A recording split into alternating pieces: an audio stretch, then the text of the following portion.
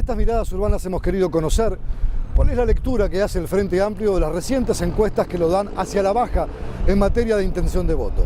Hemos conversado con el diputado de Asamblea Uruguay, Carlos Varela, quien ha sido muy claro. Hay errores, hay cambios de estrategia que deben implementarse para buscar entusiasmar de nuevo y enamorar al pueblo para poder obtener un tercer gobierno, si es que la fuerza política realmente llega a la elección de octubre con esa posibilidad.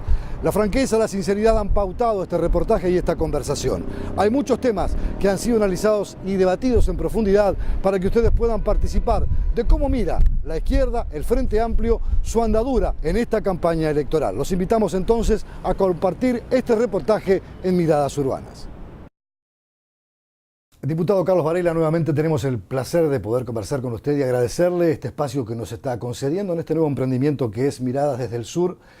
Y naturalmente, como siempre solemos comenzar estas entrevistas, más allá del agradecimiento, es preguntarle por esta inmediatez política a casi unos 70 días de la elección de octubre, clave y decisiva para confeccionar el nuevo Parlamento y tal vez para una primera o una segunda vuelta electoral. Pero en las últimas horas se ha dado a conocer una encuesta de opinión en la que dice que el Frente Amplio, después de 10 años de gobierno, viene perdiendo presencia y aceptación en la ciudadanía uruguaya. Está situado entre un 40 y un 39% la intención de voto. Y esto revela que acá debe haber sin duda desencantos, pero también fallas propias. ¿Cómo lo mira el tema? Con preocupación. Yo soy muy respetuoso de las encuestadoras uruguayas, quiero señalarlo a priori. No siempre comparto la metodología que se utiliza y a veces discrepo con los datos, pero cuando uno agradece los datos a favor, debe ser respetuoso cuando los datos no son tan favorables como está sucediendo en esta etapa. Lo más preocupante siempre es la tendencia, no la fotografía, la tendencia. Y las últimas encuestas de todas las empresas en los últimos meses señalan un pequeño declive de la intención de voto hacia el Frente Amplio. Esta última es muy llamativa porque también marca una enorme cantidad de uruguayos y uruguayas en cantidad que señalan que aún no tienen su voto definido. Tradicionalmente, en las últimas elecciones el Frente ha recogido el 50% de los indecisos. Si eso se diera como un extremo, analizando la última encuesta a que nos referimos, que es la de equipos, de ese 13% el Frente recogería un 6, un 7% y estaría casi en un 45, un 46%, lo cual garantiza prácticamente la victoria electoral. Pero la victoria electoral eventualmente con mayorías parlamentarias que fueron claves para exactamente. Yo digo que es una visión optimista. Yo prefiero ser realista. La realidad es que hoy estamos en una encrucijada donde es probable una victoria electoral aún en primera vuelta o se puede perder la elección. Esa es la realidad política que hoy tenemos. ¿De qué depende que un resultado se dé o se dé otro? De la inteligencia y la capacidad con que se desarrolle una campaña electoral, que se sepa acertar en cuáles son los puntos de interés hoy de la población, en que se sepa interpretar también cómo la ciudadanía hoy reacciona ante el hecho político y ante las propuestas políticas. Hoy tenemos situaciones totalmente diferentes desde el punto de vista cultural con lo que teníamos hace 10 años atrás. Sí, hoy ya no es el trabajo, no es el desempleo, no es la pobreza, pero hay temas claves que han sido muy hábilmente colocados por los opositores al gobierno. La seguridad o la inseguridad ciudadana, la educación, como factores claves para poder decir, bueno, se han equivocado en esto otro, en esto otro, y las respuestas que llegan desde el gobierno muchas veces no llegan a la gente. Eso también sería producto de una mea culpa, ¿cree usted? Sí, porque pero hay otro tema que está subyacente atrás de todo eso, es la gestión. Yo creo que lo que más le preocupa a la gente hoy es la gestión, la calidad de la gestión. Y es razonable. Cuando una sociedad tiene las necesidades que tenía la nuestra en el 2004, un país destruido, cuando tomamos el gobierno, las preocupaciones eran las que usted señalaba. El trabajo, la comida para mucha gente, el salario ni hablar, las familias desintegradas por la gente que se iba del país. Esas eran las preocupaciones fundamentales. A medida que eso se fue superando, y lo fuimos superando, comienzan a aparecer naturalmente otras preocupaciones. Por eso hoy se habla de la educación. En aquel momento la educación, que estaba en una total crisis, recordemos solamente lo que eran los salarios de los maestros y los profesores, el estado de los edificios, la calidad de la educación que se daba, el hecho de que hubiera franjas de edades que no estaban incorporadas a la educación como ahora están incorporadas. El plan Ceibal ni siquiera existía en la imaginación de nadie. Pero esa no era la preocupación principal, porque la gente lo que necesitaba era trabajar, era comer, era tener esperanzas de llegar a fin de mes y en todo caso de conservar su trabajo un mes más. Superado esto, comienzan a aparecer otras preocupaciones.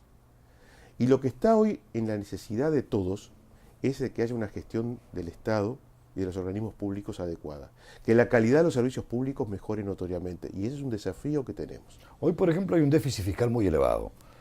Hay Mucho un más de lo déficit fiscal. razonable. Y se hace énfasis en que hay un gasto de repente hasta excesivo, si bien no se cuestionan las políticas sociales, y muchos lo han planteado desde otras tiendas políticas, conservarlas, pero mejorar en cuanto justamente lo que usted decía. ¿Cómo se gestionan? ¿A quiénes llegan? ¿Y por cuánto tiempo? Bueno, llegan? perdón, eso de que no se cuestionan de otras tiendas políticas, hay que analizarlo. El asesor de la calle acaba de señalar que está en contra de las transferencias de dinero a los sectores que están hoy beneficiados por su situación social. Hay que analizar lo que ellos dicen. Lo que pasa es que tenemos, vuelvo al principio, tenemos una campaña que hasta ahora está basada en imágenes y estamos escuchando poco lo que dicen los candidatos. Desde la derecha, que es la que ha triunfado tanto en el Partido Colorado como en el Partido Nacional, se están dando mensajes muy claros de lo que pretenden hacer de este país. Pero, por ejemplo, el candidato Luis Alberto Lacalle Pou ha dicho, yo quiero mantenerlas, y salió a contestarle a esas declaraciones de Da Silveira, diciéndole que no está en esa línea, que es una opinión personal, pero que quiere mantenerlas, pero sí quiere regularlas o transformarlas y darle una visión de repente distinta, para que llegue realmente a quien lo necesita. Bueno, pero de hecho ¿Pero no eso es lo siente que le estamos roban haciendo. una bandera cuando le dicen eso? Pero es que han robado todas las banderas. Y está bien, y ¿sabe qué? Me alegro. Porque eso significa que no hicimos las cosas mal, que las hicimos bien. Yo acabo de ver el último spot del candidato del Partido Nacional e incorporan el mismo las aibalitas, los molinos de viento que generan electricidad. Esas son todas banderas nuestras. Que los demás las tomen, pero perfecto. Es un reconocimiento tácito que hemos hecho una buena gestión de gobierno. Pero sabe que la gente no lo percibe. ¿Por qué, Por no lo hace? supuesto. ¿Por qué no lo hace la fuerza política que lo implementa? Ahí está el problema nuestro. Es un problema de comunicación, es un problema de cómo sabemos captar por dónde va el interés de la gente, dónde están sus centros de atención y cómo culturalmente hoy nos incorporamos a este fenómeno de la comunicación política. Pero sabe que este problema de la comunicación lo han planteado y han sido autocríticos en el gobierno de Tabaré Vázquez, lo han sido ahora con el gobierno de Mujica, de no llegarle con un mensaje claro a la gente. ¿Qué es lo que falla entonces? ¿Son las personas? ¿Es el sistema?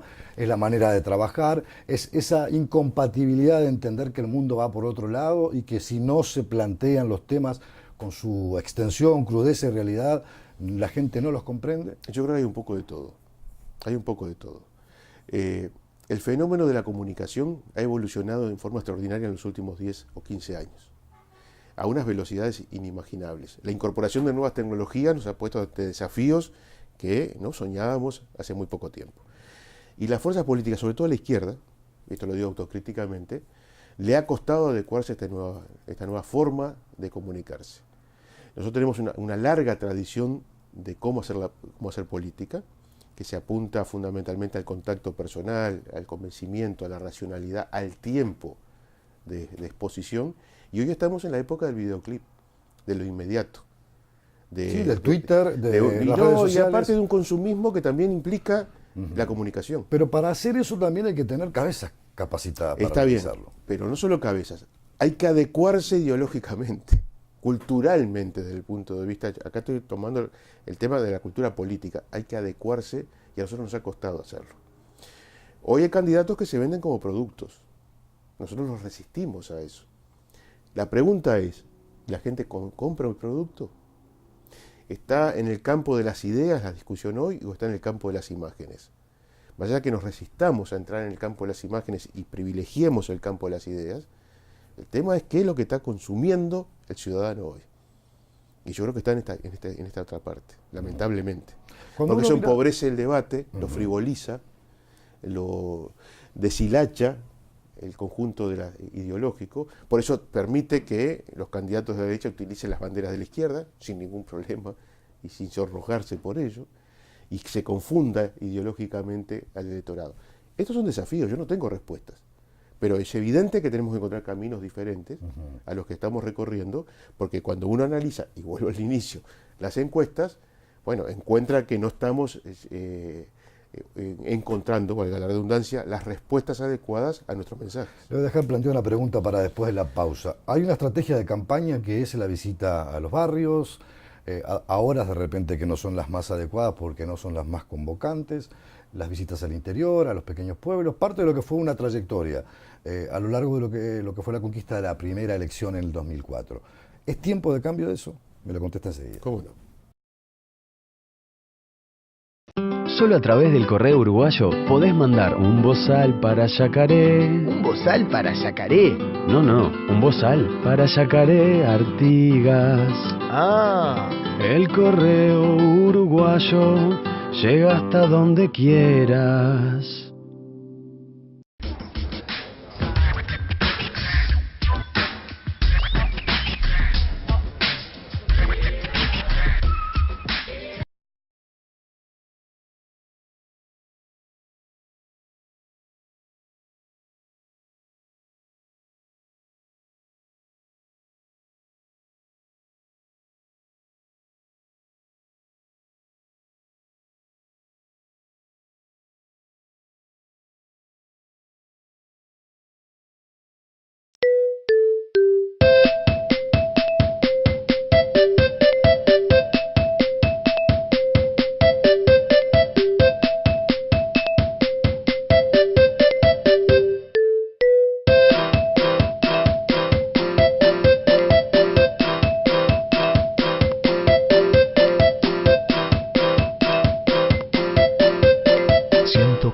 Días de vacaciones, fines de semana.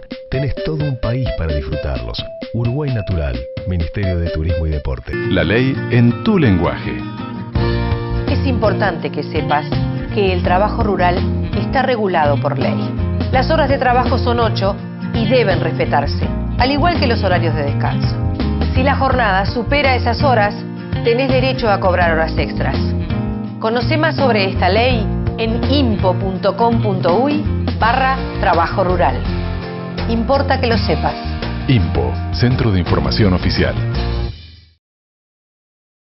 Estamos conversando con el diputado Carlos Varela, Asamblea Uruguay del Frente Amplio. La pregunta planteada previo a la pausa es, bueno, la forma en la que instrumentaron la campaña electoral, eso de buscar la persuasión, la conversación, el encuentro directo, de repente en barrios, visitas de 10, 15 minutos, o yendo al interior, con visitas cortas, ¿da resultado? Aparentemente no están llegando con ese mensaje. Es parte de la campaña.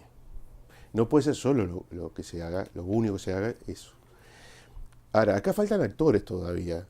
Por eso yo tengo una visión preocupada y optimista a la vez de la campaña. Quienes no están jugando todavía en esta campaña son los sectores políticos. En el Frente Amplio lanzó Tabaré con Raúl la campaña. Creo que aparte lo hizo en un momento oportuno, porque el Frente tenía una ventaja comparativa como pocas veces tuvo con relación a sus opositores. Teníamos la fórmula hecha, concretada, teníamos un programa definido, mientras otros no tenían fórmulas y no tenían programas. De hecho, algunos todavía no lo tienen. Tienen grandes líneas, pero programas no lo tienen, porque no se han podido poner de acuerdo en temas que son absolutamente contradictorios entre sí. Valga como ejemplo el Partido Nacional con el no a la baja o el sí a la baja. Con dos sectores que están en posiciones muy opuestos en un tema que es central, que no es un tema... A la baja de la imputabilidad. La baja de la imputabilidad. Es un tema central desde el punto de vista ideológico, cultural, político, etc. Nosotros teníamos una ventaja, entonces está bien haber arrancado rápidamente a recorrer los pueblos, las ciudades y los barrios. Pero no están jugando todavía en la cancha los sectores políticos que integran el Frente Amplio. Porque son tiempos diferentes de decisión, porque aparte hay un periodo que es muy complejo para todos, que es este que estamos recorriendo, que es la elaboración de las listas, las definiciones sectoriales de acuerdos, de sublemas, etcétera, etcétera, que querramos o no, resta energía a la campaña. Pero parece que los otros han advertido rápidamente que el camino pasaba por el otro lado. Digo, me refiero a quienes son los contendores en esta... Sí, porque tienen estrategias diferentes y recursos diferentes. Si yo cuento con una bolsa de dinero casi infinito, como cuenta la derecha hoy, yo puedo utilizar medios de comunicación. Pero la izquierda siempre ha tenido problemas con eso y siempre ha sabido resolverlo. Sí, pero hoy la situación es muy despareja. Es muy despareja. Yo hoy abro cualquier medio de comunicación, los diarios, y encuentro diarios que todos los días actúan como órganos políticos partidarios en contra del Frente Amplio y del gobierno. Ayer nomás el diario El País mintió, pero mintió de una forma descarada sobre una situación en la Intendencia Municipal de Montevideo.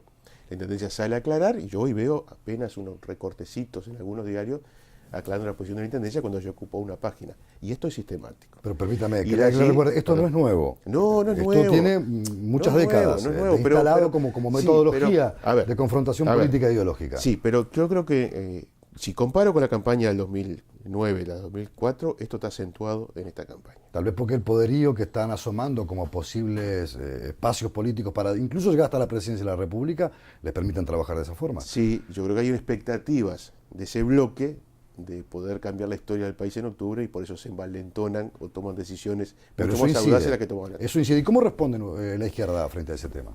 No responde bien por una cuestión que yo creo que es gravísima. No hemos constituido un sistema de comunicación alternativo al sistema de comunicación dominante en estos 10 años. No se debe nunca apostar a la limitación en la libertad de expresión. No, ese es el camino. No es quitarle a la derecha la posibilidad que se exprese, todo lo contrario. Es darle al ciudadano la posibilidad que tenga un sistema de comunicación alternativo donde escuche otra forma de expresión de la dominante. Hoy no lo tenemos. Los canales de televisión, las principales radios, los principales diarios, todos van en el mismo sentido desde el punto de vista del mensaje político y ideológico que dan. ¿Cuál es la alternativa al ciudadano para informarse de otra manera y para formar su propia opinión? Algún diario que tiene un mensaje de izquierda, algún canal alternativo desde el punto de vista televisivo, ni siquiera el canal oficial, y está bien, juega el papel de ser un informador del gobierno, y está bien que así sea, yo me enorgullezco de eso, de que no se haya utilizado los medios que son de todos los uruguayos para dar un mensaje unívoco, eso está muy bien. Pero nos restan históricamente posibilidades. en otros gobiernos el canal del Estado era la Cenicienta, la que Sí. tenía pocos recursos, Nosotros lo hemos fortalecido. la que no tenía una voz poderosa, la que no competía con los canales privados. Sí. Y era una decisión deliberada de los Sí. gobiernos de turno. Yo creo que hoy todavía no compite tampoco, pero ha mejorado notoriamente la calidad de su programación y su. No digo y para su que se convierta en el información. vocero de un gobierno. Pero en no, particular. ahí va. Pero no debe ni fue un vocero de gobierno. Por lo tanto, hay pocas posibilidades de compartir ese espacio de información y de generación de opinión pública por parte de la izquierda. Fueron decisiones que se tomaron, fueron errores, no sé, yo creo que fue una decisión de no recorrer este camino y personalmente, acá no complico ni implico mi fuerza política, creo que fue un grave error. Pero ¿por qué da la sensación de que el Frente Amplio está tan desmovilizado? Que aquello que fue histórico en el 71, que fue a partir de la reapertura democrática en el 84, los grandes actos de masa, la presencia militante en la calle de los frenteamplistas, hoy ya no está. Bueno, yo creo que hay varias explicaciones también. Nunca los fenómenos se pueden analizar de una sola perspectiva con una sola respuesta. Lo primero, lo del 71, 84, es irrepetible. Hasta el 2004. Sí, pero son situaciones irrepetibles. En cada uno de ellos podemos encontrar razones sociológicas que explican la movilización. Pero no hay o responsabilidades explican la dirigenciales de desmovilización. eso. A ver, yo digo que no hay una sola explicación. Hay situaciones determinadas desde el punto de vista del entorno o de la coyuntura que explican que un pueblo se movilice o no se movilice. Ahí había razones de sobra para movilizarse. Hoy tal vez haya menos motivación para movilizarse.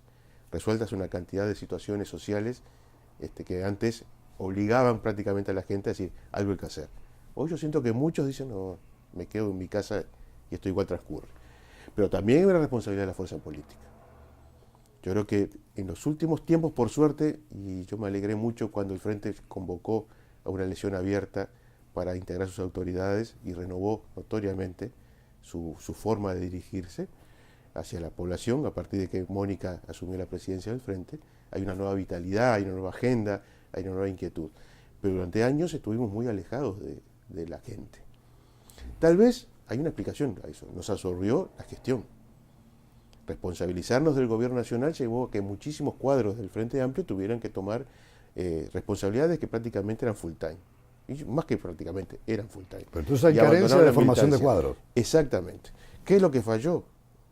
El ir formando los relevos para asumir responsabilidades históricas como las que nos tocaron asumir. Me parece que la principal debilidad del Frente ha estado en la formación de nuevos militantes, de nuevos cuadros, y de generar condiciones de participación que se adecuaran a las formas nuevas de relacionamiento social que hoy tiene nuestro país. Uno nota además en el Frente Amplio muchas discusiones y tensiones entre grupos integrantes. Una coalición no es algo sencillo de construir, se puede hacer un programa común, una plataforma común, pero hay lecturas, visiones, gestos y actitudes diferentes. Las ha habido y son visibles en lo que fue la gestión de Tabaré Vázquez, lo que fue la gestión de Mujica. Eso pudo haber incidido también en todo este fenómeno de alejamiento, de desmovilización y de responsabilidades propias de los actores partidarios que conforman el Frente Amplio. A ver, tal vez en alguna parte muy minoritaria de los Frente Amplistas, yo las tensiones no las viví con la intensidad que a veces se manifiestan. Estoy hablando de mi experiencia parlamentaria. Claro, uno lo ve desde lo que la gente recoge o dice y percibe desde la calle. Pero, se pelean, buscan posiciones de poder, quieren cargos, tensan la situación para buscar espacios políticos que favorezcan más a una corriente que a otra. Es la percepción colectiva. Sí, también cómo se transmite eso, y volvemos a lo que decía hace unos minutos, ¿no? ¿Quiénes transmiten las cosas? Pero también la cuota parte de responsabilidad de la fuerza que no lo puede pero correctamente. está bien, pero a veces problemas en el Frente Amplio son titulares en la prensa y problemones de la derecha no aparecen en ningún lado. Y solo me refiero a las últimas semanas, lo que ha pasado en el Partido Colorado, en el Partido Nacional, que suelo leer lo que se dicen entre ellos. Si lo dijeran los Frente Amplistas, sacan suplementos. Acá queda como una nota más al pie de página. Tensiones siempre existen. En una fuerza política con las características del Frente Amplio, esas tensiones son naturales. Y para mí no son dramáticas. Son parte de la riqueza y la explicación de por qué el Frente ha sobrevivido inclusive a las épocas dictatoriales y hoy tiene más de 45 años. Ahora, esas tensiones muchas veces se multiplican cuando uno ejerce el gobierno. Porque a la hora de tomar decisiones, los perfiles, los matices, empiezan a tomar importancia, empiezan a tomar relevancia. El problema es cómo se administra eso. Ahí es un tema de liderazgo. ¿Ha habido errores de gestión en eso? Porque ha habido tensiones, por ejemplo, Errores entre el líder de la Asamblea de Uruguay, Danilo Astori, y las ha habido con el presidente en algún momento. Pero no me lo conteste ahora, me lo conteste después de la pausa. Solo a través del correo uruguayo podés mandar un bozal para Yacaré. ¿Un bozal para Yacaré? No, un bozal para Yacaré Artigas. Ah, El correo uruguayo llega hasta donde quieras.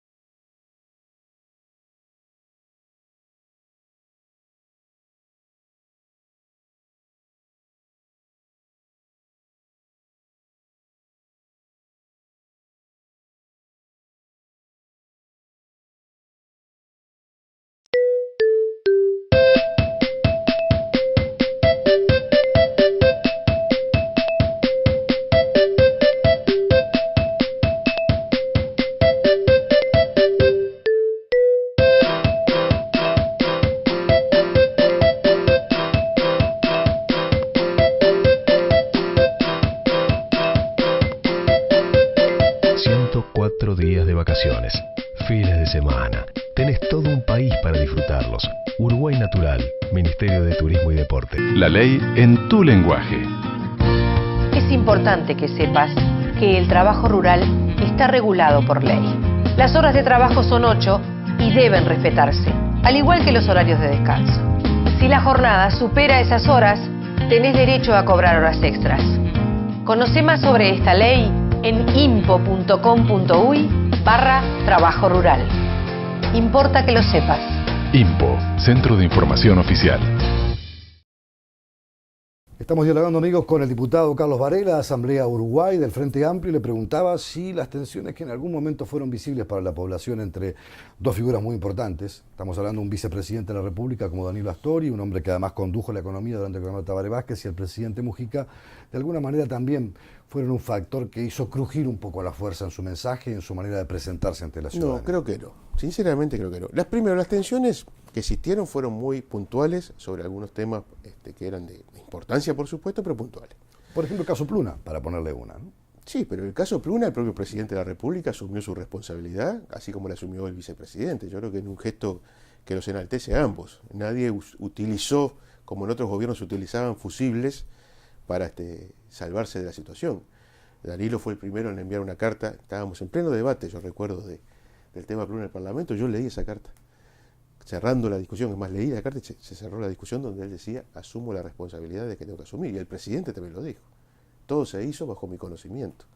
Entonces, creo que cuando dos figuras de ese peso no le escapan a la situación, una situación muy compleja, y asumen la responsabilidad, ahí yo no viví tensiones. En todo caso, a veces las tensiones no son entre las principales figuras, son entre actores secundarios, que son los que generan a veces esos problemas. ¿Dónde están nuestros errores?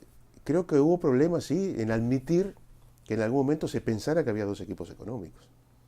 Pero de alguna manera hubo señales de un lado del otro, Sí, claro, probablemente presupuesto. Y pero yo creo que ahí esas contradictorias. cosas son, yo vuelvo a insistir, acá es un problema de liderazgos.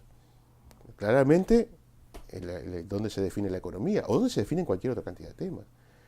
También si nosotros estamos dando señales que tenemos un gobierno en disputa, como algunos compañeros plantearon, cuando estamos en pleno gobierno, bueno, es una dificultad. Cuando uno se plantea un giro a la izquierda, cuando yo digo, si no somos de izquierda nosotros, no sé qué es lo que es ser de izquierda, esos son mensajes que pueden llegar a confundir al electorado. Habla mucho del rol o a desanimar a parte del electorado. Eso puede ser, yo lo admito. Es parte de nuestra discusión interna que tenemos que resolver. Pero ese mensaje llega a la población. Por supuesto que llega. Y hay desencantos. Hay desencantos, hay gente que está enojada. Ahora yo, como siempre le digo a algún amigo que está enojado, más enojado vas a estar el 2 de marzo si gana la calle. Porque ahí sí, después no te quejes. Cuando empiecen a gobernar, a restaurar el viejo esquema de la derecha, cuando la derecha, más recalcitrante de los partidos tradicionales, hay que reconocer, acá perdió el wilsonismo en el Partido Nacional y perdió el vallismo en el Partido Colorado. Entonces lo que se nos está proponiendo, más allá de que sean con muchos colores, gente corriendo por las colinas y gente haciendo la bandera para mostrar que son que tienen un físico cuidado, o el otro que ahora es Bordaberry, hasta ahora volvió a ser Bordaberry, pero durante años no tenía apellido, y parece que ninguna parte tiene pasado. Pues esto es interesante, tenemos una derecha que no tiene pasado. Es interesantísimo esto. Pero eso intentar, por ejemplo, en el caso de Bordaberry, de endilgar la figura del padre a su comportamiento político, cada uno es un resultado... Cada uno se hace cargo, a ver, uno nace en un hogar determinado y se hace cargo de los padres o de las madres que tiene. ¿Pero para usted hay similitudes ideológicas? Yo simplemente digo que no escuché nunca, simplemente señalo esto, no escuché nunca al senador Bordaberry condenar el golpe de Estado. Simplemente digo eso. Y es más, cuando un senador del Partido Colorado, yo estaba presente, en la Asamblea General hizo un alegato que a mí me pareció extraordinariamente valiente, el senador Ope Pasquet, sobre la responsabilidad del Partido Colorado en los golpes de Estado del 73, sabemos lo que le pasó a Ope Pasquet después, las críticas que recibió por parte del senador Bordaberry, que se retiró de sala en esa sesión. Simplemente digo eso. ¿Y usted cree que no condena tampoco la violación de los derechos humanos? No lo escuché, ¿usted lo escuchó? Pregunto yo. Yo escuché al diputado Lacalle Pou, candidato del Partido Colorado, del Partido Nacional, a veces lo pasa que esto de los bloques me confunde, decir que no iba a buscar más a los desaparecidos. Eso sí lo escuché. Esos son derechos humanos. Después se corrigió, pero lo dijo. Lo dijo. Entonces, yo lo que le pido a la gente es que escuche. Y sobre todo que cada uno haga este ejercicio. Más allá de lo enojado que pueda estar, desencantado o desilusionado, como hay algunos frente amplistas que lamentablemente están en ese estado de ánimo. Que cada uno haga el ejercicio de cómo estábamos en el 2004, cómo estaba él en el 2004 y cómo está ahora. Es muy probable que muchos no estén satisfechos como están ahora todavía. Porque es natural, es parte de la esencia del ser humano, querer siempre algo más. Y eso no está mal. Si no nos lleva a extremos ilógicos y que terminan generándonos una insatisfacción personal permanente. Pero yo creo que el 99%, capaz que un poquito menos, seamos menos optimistas, el 95% de los que hagan ese ejercicio honestamente van a admitir que hoy están mucho mejor que hace 10 años. Hay algunos que seguramente van a decir, no, yo hace 10 años tenía expectativa de ser presidente de Pluna, de ANCAD, de OCE, de ser diputado, intendente, y ahora me fue peor. Es probable. Algunos que quería ser presidente. Pero los ciudadanos comunes y corrientes, la enorme mayoría, estoy seguro que tienen que admitir que están mejor.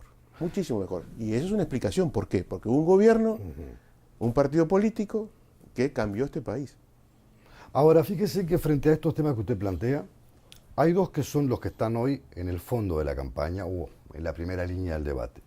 La inseguridad ciudadana. Sí. Uno puede mirar y dice si hay más de 10.000 presos en las cárceles, ha habido más tecnología, hay mejores salarios para la policía, pero la inseguridad, que no es una sensación térmica, es lo que vive la gente cotidianamente, pasa a ser el gran factor de preocupación y de atención, y gran parte de los desencantados ven en ese aspecto fallas de autocrítica, no se reprime, no se trabaja con la hondura que se debiera.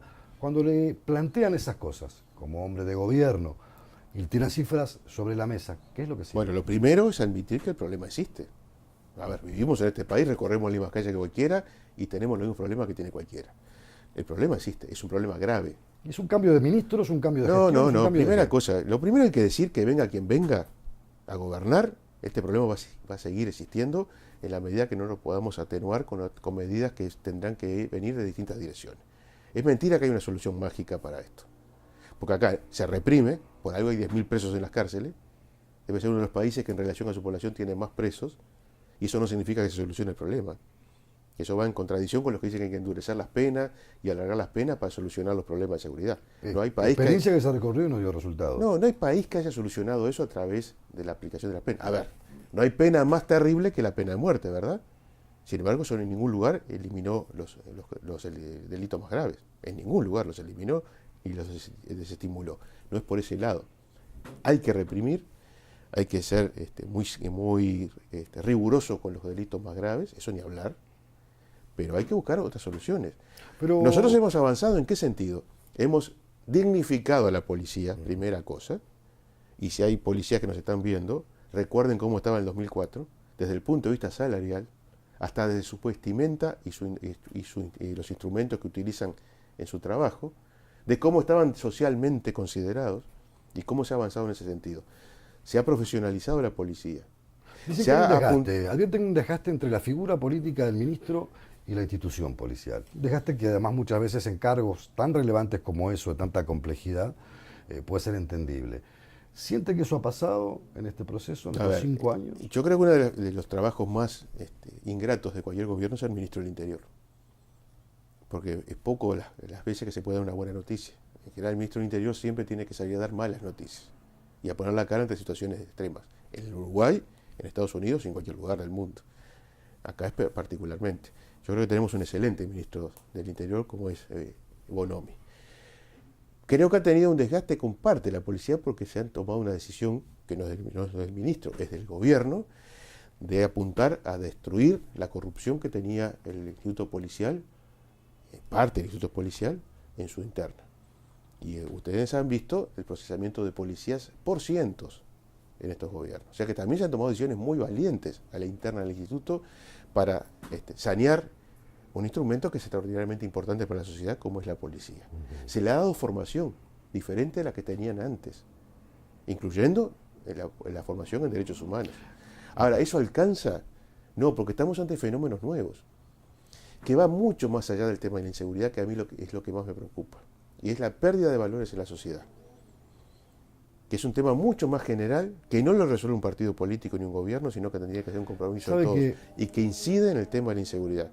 Me quedé pensando, será porque uno es más viejo ya en esta profesión y ha visto a varios gobiernos de todos los signos, pero tradicionalmente había políticas más bien de Estado, por lo menos de respeto al trabajo del Ministerio del Interior, aún con todos estos problemas que usted acaba de plantear. Hoy se nota como que eso es muy difícil, parece que es un lugar donde se hace más foco y donde más se pega al desarrollo del ejercicio de un gobierno. Ha habido un cambio. Uno mira experiencias de otros ministros del Interior, del Partido Colorado, del Partido Nacional, y siempre hubo como más protección del sistema político. Y eso, no es que había más protección, es que había un ocultamiento de las situaciones que existían.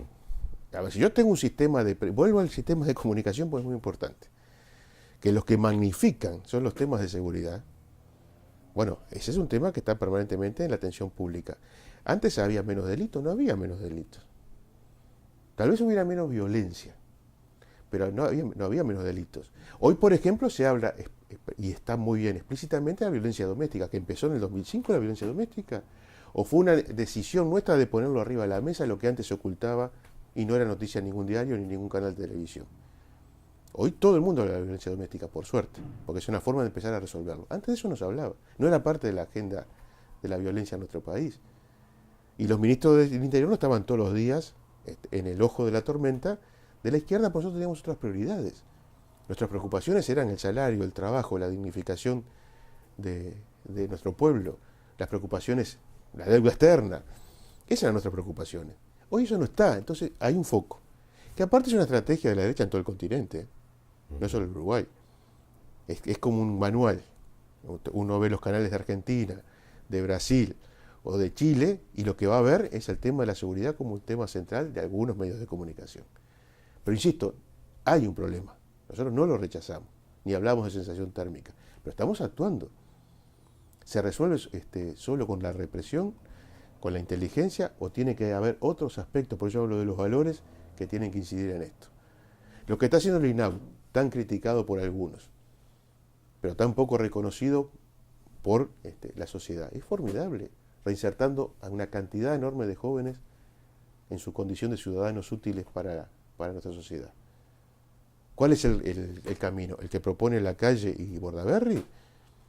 ¿El de reprimir a los jóvenes, el de encarcelarlos cada vez más jóvenes? ¿O el camino que estamos siguiendo de reinsertarlos luego de haberlos contenido? Porque ahora ya no se habla más de las fugas masivas como se hablaban antes.